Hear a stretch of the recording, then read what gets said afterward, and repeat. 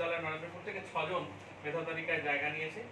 দ্বিতীয় স্থানে আছে সৌম্যদীপ সাহা, ষষ্ঠ স্থানে আছে নিলয় চ্যাটার্জি, নবম স্থানে আছে অর্ক সাহা, দ্বিতীয় বন্দ্যোপাধ্যায়, আর দশম স্থানে আছে শুভদীপ ঘোষ, সোহম মুখার্জি। যেটা উল্লেখ্য সেটি হচ্ছে দ্বিতীয় স্থানে যে ছেলেটি রয়েছে সৌম্যদীপ সাহা, ওর subject combination eco, stat, economics, statistics, mathematics এবং কম্পিউটার সায়েন্স। এবং যে ছেলেটি আমাদের 6 পজিশনে আছে তারও subject combination economics, mathematics, statistics এবং কম্পিউটার সায়েন্স।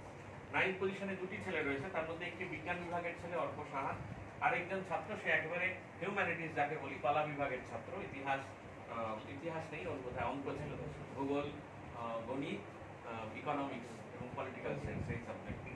আর 10th স্থানে যে রয়েছে দশম পজিশনে শুভদীপ ঘোষ আমাদের বিদ্যালয়ের ছাত্র, বাড়ি বর্ধমান।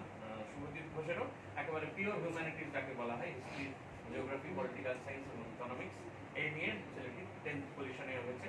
আরও একটি ছেলে বর্ধমানের ছাত্র, বর্ধমানের ছেলে সোহম মুখার্জি 487 পেয়েছে, 487, ওর র্যাঙ্ক 10।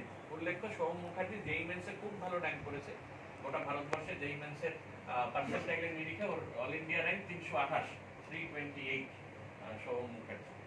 এই মোটামুটি আমাদের বিদ্যালয়ের আপাতত মেধা তালিকা থেকে জানা যাওয়া ফল। তারপর তো আগামী 3 দিন পর ওয়েবসাইট থেকে মাধ্যমিকের পরে উচ্চ মাধ্যমিকেও মাধ্যমিকের পরে উচ্চ মাধ্যমিকের সাফল্য আমাদের তো ঠাকুরের কৃপায় বরাবরই ছাত্রদের রেজাল্ট ভালো। আমাদের এখানে নিয়মানুবর্তিতা, ছেলেদের এখানে থাকা, একসঙ্গে সকলের সুবিধা অসুবিধায় সবাইকে কাছে পাওয়া, গ্রুপ ডিসকাশনে কাছে পাওয়া, এবং একই সঙ্গে ওই আমাদের এই জোনে তো খুব মানে যেখানে এখন মোবাইল ফোন, ইন্টারনেটের বিপুল প্রভাব উচ্চ মাধ্যমিকের ছাত্রদের জন্য খুবই দরকারি, এখন হয়েও যায় অনলাইন অনেক পরীক্ষা, সেখানেও আমাদের অনেক রেস্ট্রিকশন থাকে। ফলস্বরূপ ছাত্রদের রেজাল্ট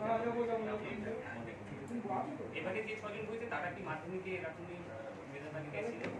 তারা মাধ্যমিকে কেউই মেধা তালিকায় ছিল। সৌম্যদীপ সাহা আমাদের ছাত্র মেধা তালিকায় ছিল না, অর্থ সাহাও মেধা তালিকায় ছিল না, অদ্বিতীয় ছিল না, শুভজিৎ ছিল না,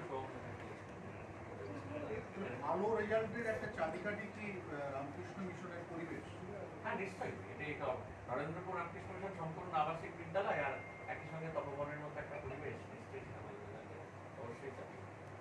কতটা খুশি রামকৃষ্ণ মিশন পরিবার? আমরা তো নিশ্চয়ই খুশি, সবাই খুশি। আমরা যারা এখানে আছি, ভবনে যারা মাস্টারমশাইরা থাকে, স্কুলের মাস্টারমশাইদের সঙ্গে আমার ইতিমধ্যে কথা হয়নি, তারাও সকলেই কিন্তু আমরা সবাই এক্সপেক্ট করেছিলাম, সবাই আমরা মহারাজ মাধ্যমিকে র্যাঙ্ক না করেও উচ্চ মাধ্যমিকে যে র্যাঙ্ক করা যায় সেটা নিয়ে যদি একটু সাধারণ ছাত্রছাত্রী নিশ্চয়ই মানে র্যাঙ্কটা তো নিশ্চয়ই মানে আমাদের মাধ্যমিক উচ্চ মাধ্যমিকের ক্ষেত্রে পরীক্ষার সেই দিনের প্রস্তুতি এবং সেই দিনের সামগ্রিক পরিবেশ একটি ছেলেকে র্যাঙ্কের দিকে নিশ্চয়ই ঠেলে দেয়।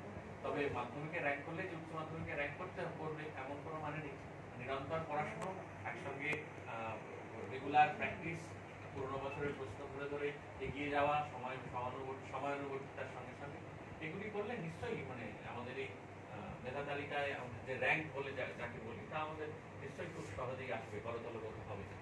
সাবজেক্ট কম্বিনেশন কি কোনো ফ্যাক্টর আছে? হ্যাঁ, সাবজেক্ট কম্বিনেশন ফ্যাক্টর ঠিক বলবো না, তবে এগুলো তো একটু অপ্রচলিত সাবজেক্ট। ইকোনমিক্স এর যে কম্বিনেশন ইকো, স্ট্যাট, ম্যাথ এবং কম্পিউটার সায়েন্স, সাধারণভাবে বিজ্ঞান বিষয়ে ছাত্রছাত্রীদের পড়াশোনার ঝোঁক বেশি। বাবা মায়েরাও চান আমাদের বিশেষত বাংলায় ডাক্তার কিংবা ইঞ্জিনিয়ার হতে হবে।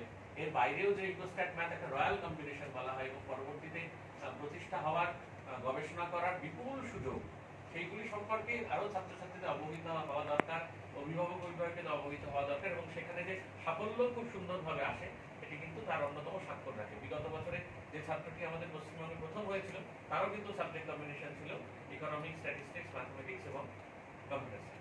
অর্থাৎ সহজেই বলা যায় যে এইগুলি থেকে কিন্তু এই রয়্যাল কম্বিনেশনে কিন্তু সহজেই পজিশনও আছে এবং পরবর্তী জীবনে তারা কিন্তু একই ধারা বজায় রাখলে নিশ্চয়ই স্বাক্ষর করবে। এবং সেখানে আর্টসের বিভাগেও, হিউম্যানিটিসেও কিন্তু 2 জন ছাত্র আমাদের এবার মেধা তালিকায় এসেছে, আগেও এসেছে। আমরা এটি নিয়ে আমাদের 3য় বছর মেধা তালিকায় আমাদের হিউম্যানিটিসের ছাত্র।